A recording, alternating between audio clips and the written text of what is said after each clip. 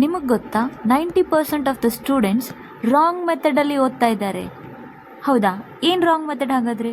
ಹೌದು, ನಾವೆಲ್ಲರೂ ಲೈಬ್ರರಿಯಲ್ಲಿ 10-12 ತಾಸು ಕೂತ್ಕೊಂಡು ಓದ್ಕೋತೀವಿ. ಬಟ್ ನಮ್ಮ ಬ್ರೈನ್ ಕೆಪಾಸಿಟಿ ಎಷ್ಟಿರುತ್ತೆ ಗೊತ್ತಾ? ಒಂದು ಸಲಿಗೆ 25 ನಿಮಿಷ ಮಾತ್ರ.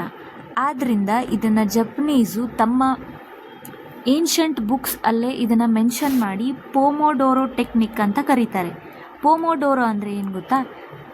It should be a series of, ಅಂದರೆ ಮೊದಲು focus period, break, again focus period, break.